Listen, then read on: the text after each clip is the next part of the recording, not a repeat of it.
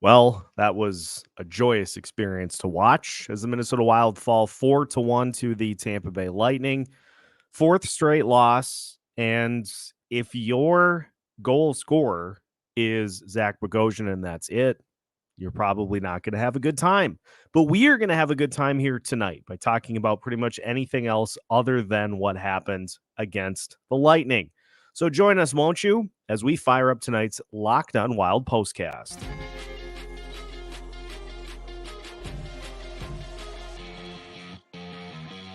You are Locked On Wild POSTCAST, part of Locked On Minnesota on the Locked On Podcast Network. Your team every day. The Minnesota Wild fall by a score of 4-1 to the Tampa Bay Lightning.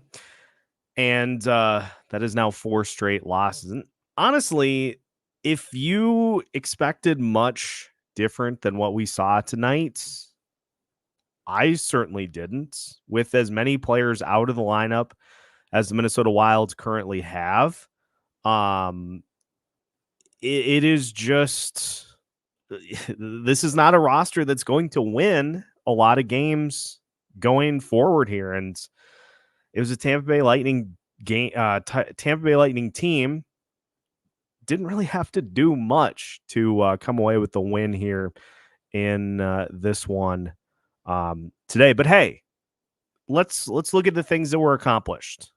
It's a loss in the standings for the Minnesota Wild, and with the fact that the Nashville Predators won again, with the fact that the Arizona Coyotes, you name it, all the teams in front, the greater good, and I'm not doing a bit here. If this stretch pushes the Minnesota Wild out of the playoffs and pushes them into a better draft pick, I would much rather see that than see this team try to do something to push themselves into the postseason. Like, we got to be realistic about what this team is capable of doing. And for all the talk that we wanted to see kind of what Nick Patan, what Jake Lucchini bring to the table, pretty evident that they are AHL guys. And again, I don't want to be too harsh off of a handful of games, but at the same time, it is basically an AHL roster out there, with the exception of guys like Matt Boldy, Marco Rossi. I mean, you're basically playing one line that is capable offensively of scoring. And if they don't score, we shouldn't be surprised that the Wilds only scored 1 goal tonight. If that top line doesn't do a tremendous amount of the scoring for this team, they're not going to win games. And so I didn't see anything in this game tonight that surprised me. There was nothing in this game that surprised me. It's a team that has a massive amount of talent out of the lineup, and they lost. It was a beatable Tampa Bay team. Yeah, it's just like there are just so many players out of the lineup. But that's why we have turned to the greater good here for 2024, because we've been saying it for a while. We said it at the beginning of the year. This is not a team that is in position to compete for a Stanley Cup, obviously. But down this stretch, and there will be a game or two here that they'll win without all these players in the lineup, because that's just how hockey works. But it's going to be too little too late. By the time everybody comes back, it's going to be too little too late to do anything about it and to get to the postseason. And so the focus needs to shift to draft picks. Focus needs to shift to adding to a prospect system. And, we have a bunch of guys from the Iowa Wild up here, and it doesn't seem like anybody is really standing out. I mean, Sammy Walker's not standing out. Nick Patan's not standing out. Jake Lucchini's not standing out. Beyond Matt Boldy, Marcus Johansson, and Marco Rossi on offense, that's really all you got. And so it's super easy for teams to key in on those guys and to take them out of the equation. And I'm not letting those guys off the hook either, because to have the combination of Boldy, Rossi, and Johansson combined for 2 shot attempts, the combination of Marco Rossi, Marcus Johansson, and Matt Boldy had as many shots on goal tonight as I did. You can't have that. Now, to be fair to them, they can't do it all themselves. And so until other players in the mix step in to give them a hand, this is exactly how this is going to go. And I am choosing to move away from some of the low-hanging fruit, but I fully understand when we are in a position in which you just are trying to win with a devoid of talent. I get it in wanting to see Damon Hunt come into the lineup and get an opportunity, because again, that furthers the greater good. And so frustration with not seeing him play on a nightly basis, I get it. But if we're putting guys like Bogosian, Goligoski, and Merrill in the lineup, and the team overall is losing, greater good, people, because the Minnesota Wild have now jumped to 7th in the draft lottery standings so far. We got a long way to go in that regard. So there are plenty of opportunities for this team to try to go on a little bit of a run, push themselves to between 10 and 15. But at this point, rather than me just continue to go through and list like countdowns for various players as to when they'll return, draft standings is what we got, because there really was not a whole lot of good about what we saw in this game tonight. Just a ton of inability to get anything going against a beatable Tampa Bay D-corps that was shorthanded coming into this season. Andre Vasilevsky has been trying to get himself back on track. It was a beatable Lightning team, but you're not going to beat a ton of teams. You're not going to beat a ton of teams in games like this. But this team, this team is better suited to just have one of these types of stretches again to kind of fully push them out of the playoff picture.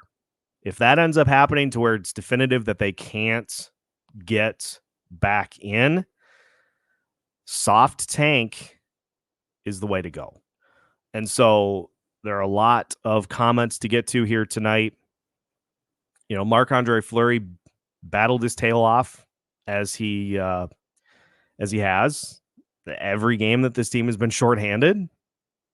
But I mean, I really honestly don't even really know what to say, because this shouldn't be a surprise to anybody that watched tonight with how many players are out of the lineup. It just really shouldn't be a surprise. And so outside of Fleury, I mean, yeah, I really honestly don't even want to talk about it, because like, what do you pull? What do you pull from this? I'd rather devote my attention to other things that actually further this idea of the greater good for this franchise. And we will. Now, we've also got some news to discuss as the All-Star lineup was announced, and the Wild's got one representative. So we'll talk about that. We'll talk about a push to maybe get a second, and plenty more as we continue tonight's Locked On Wild postcast. Again, the Minnesota Wild fall by a score of 4-1 to the Tampa Bay Lightning. And that's now 4 losses in a row. And all the teams that were in front of the Minnesota Wild in the postseason picture, they all won. So you're further behind the 8 ball once again. And, it's not the worst thing. So we'll talk about all that. We'll continue tonight's Locked On Wild postcast after this. Tonight's Locked On Wild postcast is brought to you by Sleeper. The NHL season is almost halfway over already, but there is still time for you to cash in big by playing daily fantasy hockey on Sleeper, the official daily fantasy app of the Locked On NHL network. Sleeper is our number one choice for daily fantasy sports and especially daily fantasy hockey, because with Sleeper, you can win 100 times your cash in daily fantasy hockey contests. All you have to do is pick whether elite players such as Connor McDavid, Alex Ovechkin, Sidney Crosby, or Nathan McKinnon will record more or less than their Sleeper projections for things like goals, assists, saves, plus, minus, or more in a given game. And if you took Joel Eriksson Ek to go over on his shots once again here tonight, as he does pretty much every game he is in the lineup, you probably had a good night there. Now, the Wild didn't have a good night themselves, but you still can have a ton of fun with Sleeper. All it takes is 60 seconds to set your lineup, and you can also play daily fantasy NFL, NBA, MLB, and college football. Use promo code LOCKEDONNHL, and you'll get up to a $100 match on your first deposit. Terms and conditions apply. That's code LOCKEDONNHL. See Sleeper's terms of use for details and locational availability. Tonight's Locked On Wild postcast is also brought to you by FanDuel, America's number one sportsbook. The NFL season is coming to a close, but there is still time to get in on the action with FanDuel, America's number one sportsbook. Right now, new customers get $150 in bonus bets guaranteed when you place a $5 bet. That's $150 if your team wins in bonus bets, but you also cash in if they lose as well.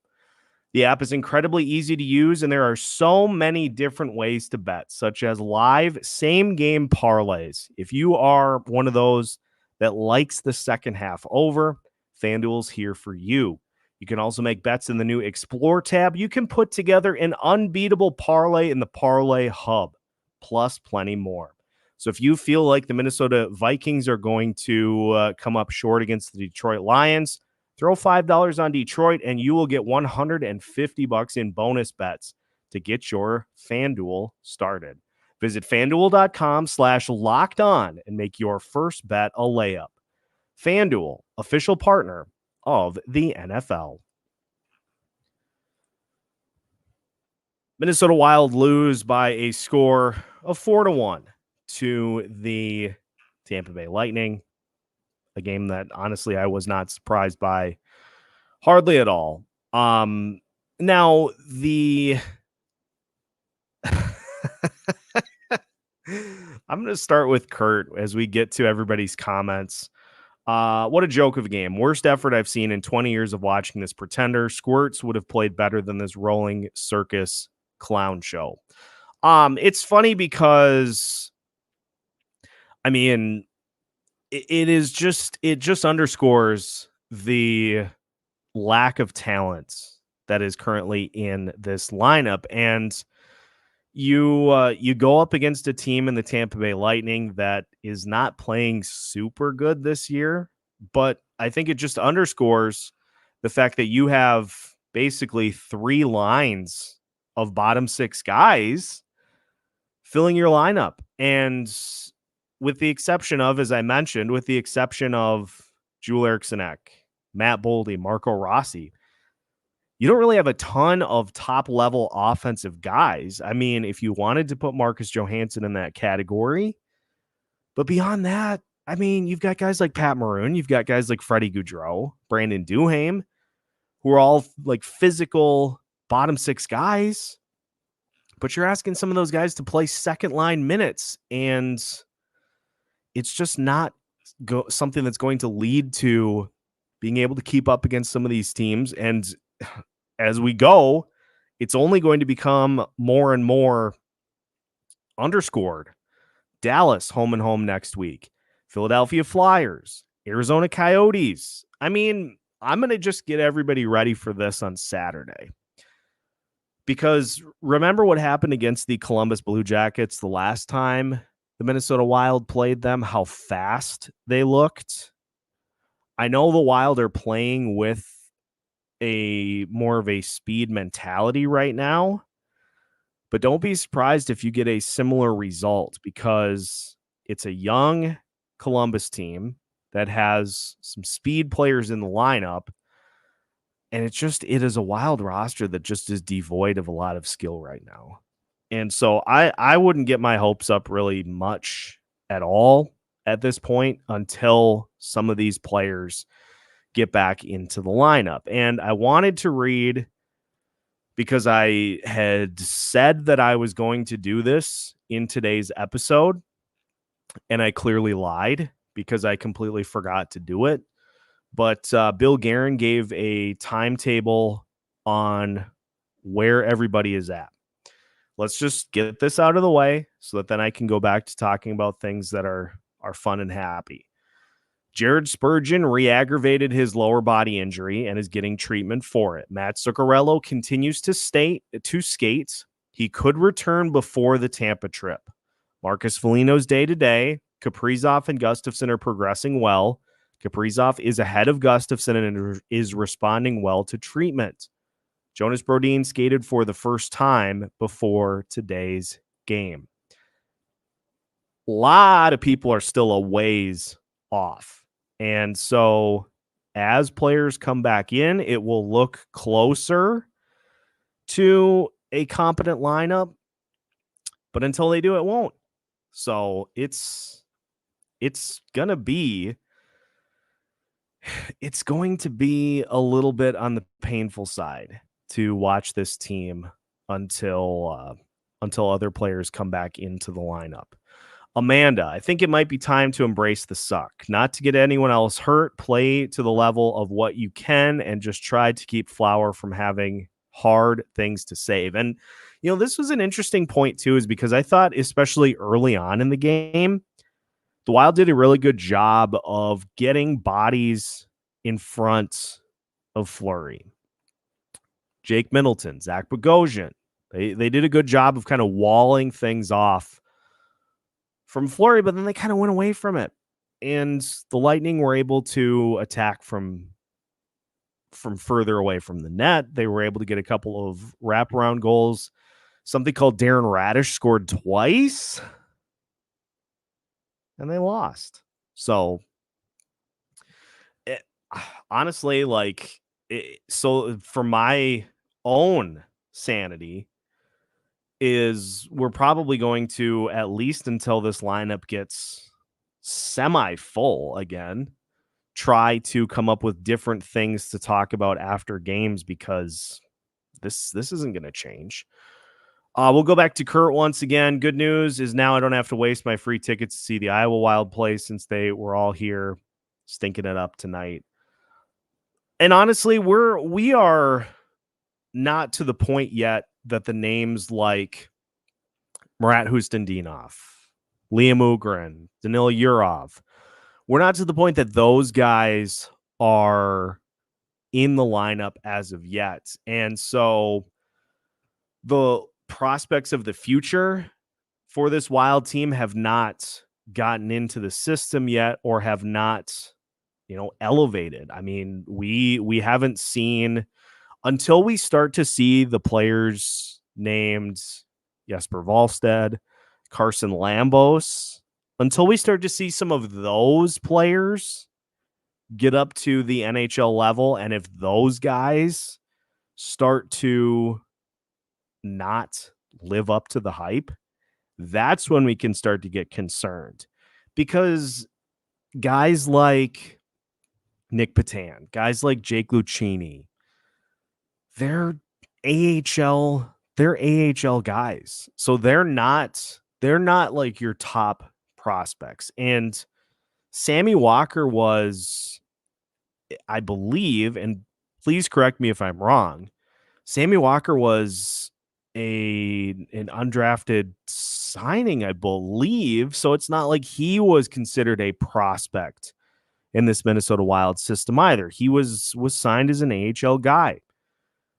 So these are not the only one that you could consider a prospect is like Damon Hunt. He would be considered a prospect because he was drafted and has been working his way up the system. But in the instances in which we've seen Damon Hunt play this year, he's looked fine, which is why we keep clamoring to see more of him. So we're not to this point yet, Kurt, because we have not seen those blue chip guys that are the ones that this team's going to be building around going forward. So yes, the roster that we're seeing for the most part for Iowa is injured and in a similar situation to the Minnesota Wild, but there's still hope for the guys that they drafted high to be able to make big impacts. You know, we talked yesterday about Danilo Yurov, and we talked about Riley Heidt as well, who's leading the WHL in points.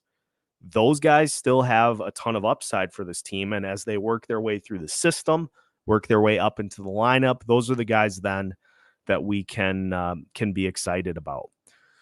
Quadrum joining us tonight. Honestly, I'm finding it hard to be mad. We really had a lot of players out, including all of our captains. My only disappointment is the lack of production from our three skilled players, Eck, Rossi, and Boldy. This is where I'm at with tonight's game. It's not an outcome that was unexpected. I do agree that you're gonna need more from that trio in the interim. But I'm also going to throw the caveat out there that the rest of the lineup has to try to help. And so until both of those things happen, it's a lineup that is really going to have a hard time being able to pick up wins. So it's going to be dicey for a bit. Thoughts on Russo saying that Kaprizov broke his ribs? This will be a longer timeout than what we had originally thought. I guess I hadn't seen that it was broken ribs for Kaprizov, but that report that I read on Kaprizov being ahead of Gustafsson was from today.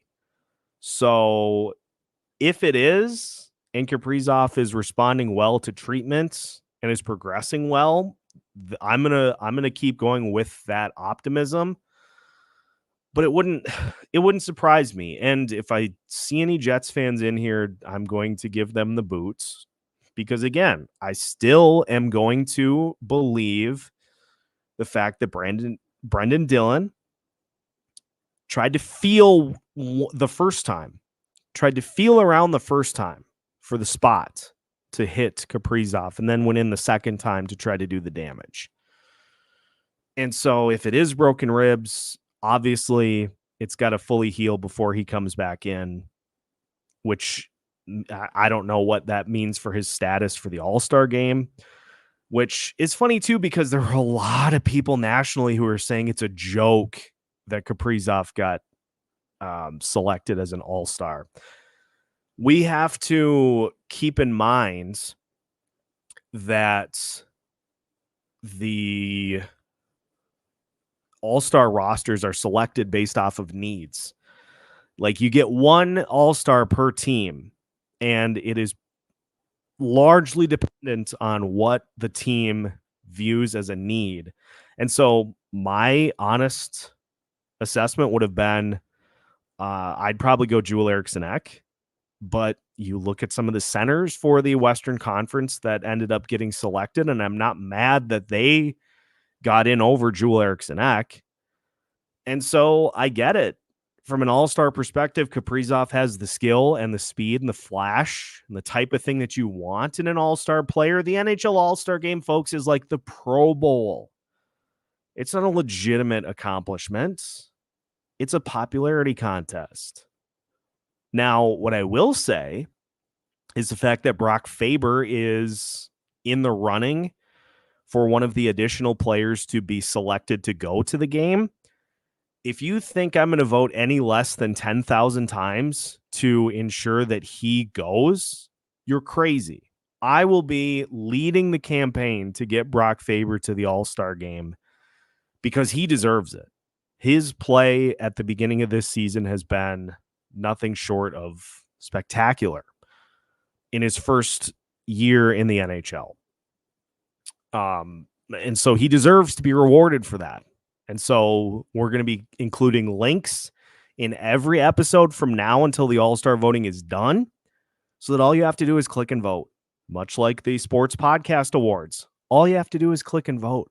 But we are going to get Brock Faber to the All-Star game.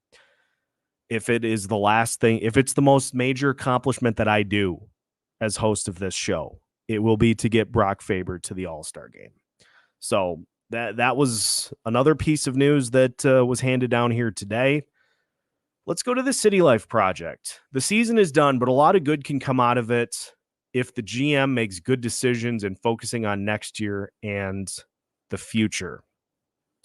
And this is where we are trying to kind of shift into the greater good for this franchise, is that giving Judd Brackett a high draft pick this year and using the rest of the season to put young players in different spots to maximize what they can give to this team. Those are the kinds of things that we're talking about. Now, we saw the Wild go back to Jared Spurgeon on the top power play when he came back from injury. And now that he's gone, it is high time for the Wild to give those opportunities to Brock Faber once again. And tonight we saw Faber and Goligoski as really the only two defensemen on the power play. But these are the kinds of things that, as the season wears on, as these losses mount, as the team gets further and further out of postseason contention, it then needs to shift to, let's take a look and see what some of these young guys can do and where they slot in for the future. Let's see Brock Faber run the top power play the rest of the year. Let's see Marco Rossi continue to get top six opportunities. Let's see Damon Hunt play and see what he has the rest of the way. So we're teetering on that brink right now, which is why we are hopping over to the other side of the fence after some deliberation as to what should be the best course for this team. We're hopping over to the other side of the fence before everybody else does to try to get a start on it. So those are the kinds of things, the greater good that we'll be looking for as the season rolls on. Now, as Wild Crush mentions, the season is not over yet. If we can get some guys back soon, they aren't even to the halfway point yet. And this is an accurate point. The Wild are still within a shot of the postseason. My big thing, though, is just they continue to get to these different milestones, these different plateaus, these different benchmarks of the season. And it continues to be, well, we didn't start the season the way we wanted. Let's just get to Thanksgiving and regroup and go at it again.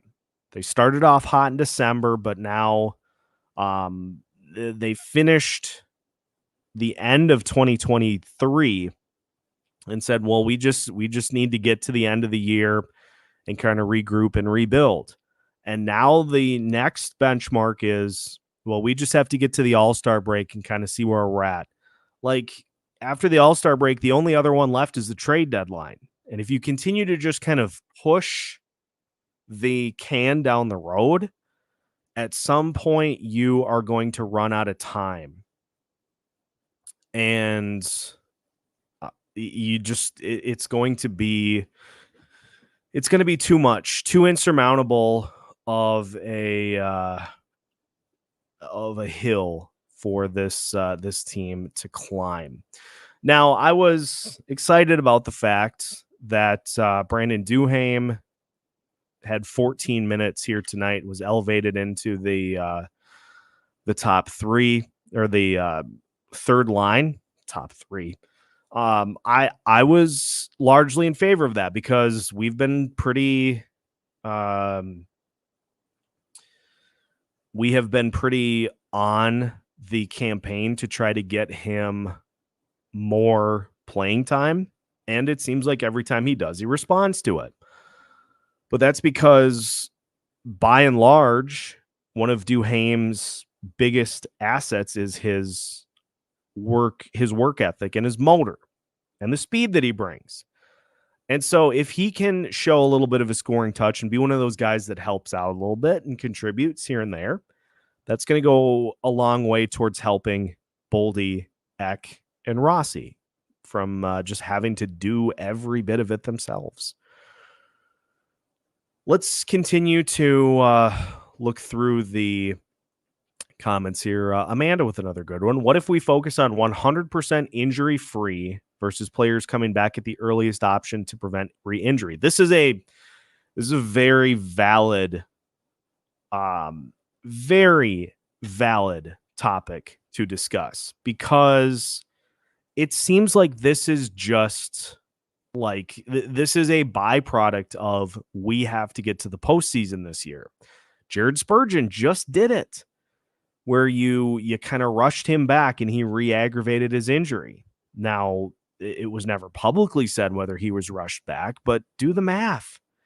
Kaprizov last year, they brought him back as quickly as they could to try to help the team in the postseason. Joel Eriksson Ek, broken leg, tried to come back to help the team out in the postseason. This is the byproduct of your benchmark for a season being we have to get to the playoffs. That's why Bill Guerin said last year wasn't a failure, is because the Wild accomplished their goal, which was to get to the postseason. That's their goal every season, because that's what has been handed down from Craig Leopold. This is a team that has to make the postseason for things to be considered a success. So you don't get the opportunity to step back and say, what do we really need? What are some things that we need? What are some things that we really need to do to legitimately make a run? Look at the other teams. Look at Tampa Bay. They were very bad for several years. Now, that's not fun to try to navigate through, but it is fun to have guys like Steven Stamkos and Andrei Vasilevsky in the lineup. It is really fun to have guys like Cale Makar and Nathan MacKinnon in the lineup.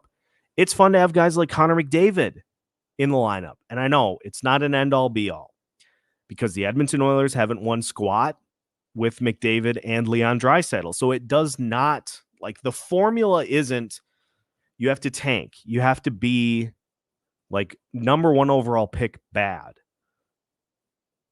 It's not the end-all be-all as to what it takes to win a Stanley Cup. I mean, the Vegas Golden Knights last year, they won because they made some aggressive trades. They brought in Jack Eichel. They traded for Mark Stone.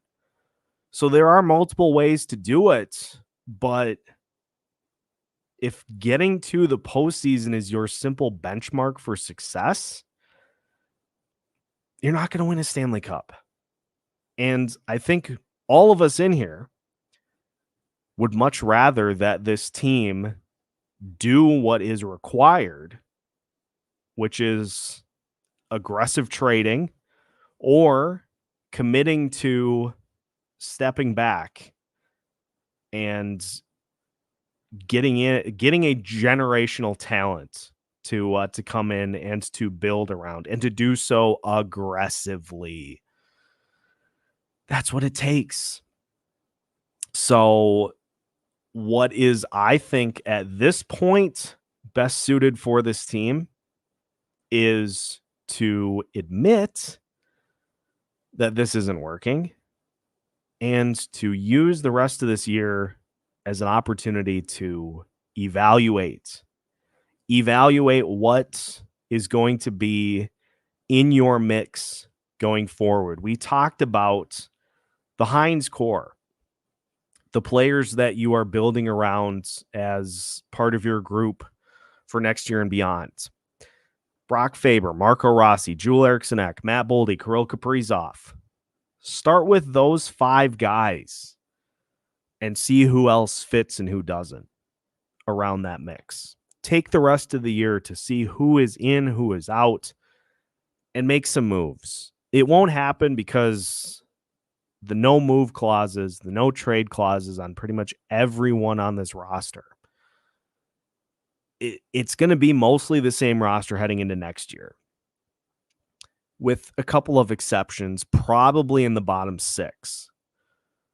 But the prudent thing to do would be to use this opportunity to just kind of see where you're at, who are prospects that can help you right now, and what areas you need so that you have a clear, defined area to attack in the draft.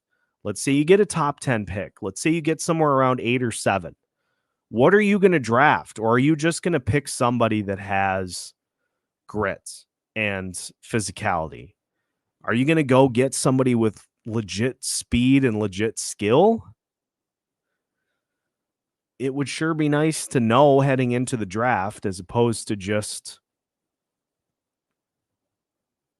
I don't know. So that's kind of where I'm at.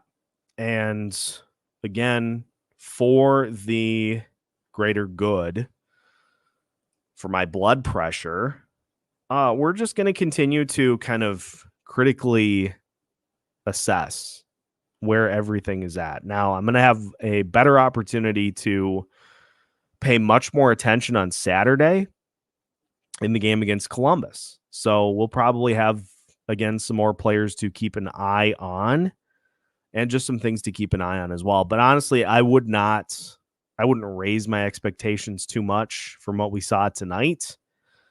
Because again, you have just way too many critical players that are out of the lineup. Quadrum, one of those 2 names will not be on the roster next year. We know that for sure because Alex Goligoski's in the final year of his deal. I don't think he is. I don't think he's going to come back. So there's $2 million off the books, and what they decide to do with John Merrill, I really am not sure. This is I'm glad Amanda brought this up because I've been meaning to talk about it. The PWHL here in Minnesota, they won their opening game 2-0 over Boston.